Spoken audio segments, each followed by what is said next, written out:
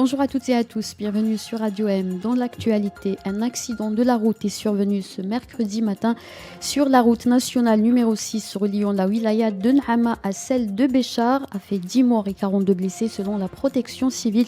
Un bus de transport assurant la ligne Tiaret-Béchar s'est renversé suite au dérapage, à un dérapage sur l'autoroute. 8 personnes sont décédées sur place alors que 2 autres victimes ont succombé à leurs blessures à l'hôpital. Selon la protection civile, les blessés ont été évacués au service des urgences de l'établissement hospitalier Mohamed Boudiaf à Ain Safra.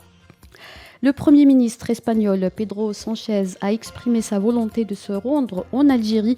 Le chef du gouvernement espagnol a fait cette déclaration hier lors d'un point de presse conjoint avec le chancelier allemand en réponse à un journaliste qui lui avait demandé s'il allait lui aussi se rendre en Algérie comme d'autres dirigeants européens tels que le président français et le Premier ministre italien. Rappelons que l'Algérie a suspendu le traité d'amitié, de bon voisinage et de coopération avec l'Espagne sur fond de changement de position du chef du gouvernement espagnol au sujet du Sahara occidental. La Banque nationale d'Algérie a annoncé l'ouverture d'une agence au Sénégal avant la fin de l'année en cours. C'est ce qu'a fait savoir hier à Alger le directeur général de la BNA, Mohamed Lamine Lebo, en marge d'une cérémonie de signature d'un mémorandum d'entente entre la banque et le groupe Télécom Algérie. Rappelons que le feu vert a été donné il y a quelques mois à 3 banques publiques d'ouvrir des agences à l'étranger, particulièrement en Afrique. L'Algérie va ouvrir prochainement son ambassade en Guinée-Bissau. L'annonce a été faite hier par le président Tebboune au terme d'une visite officielle du président de Guinée-Bissau en Algérie.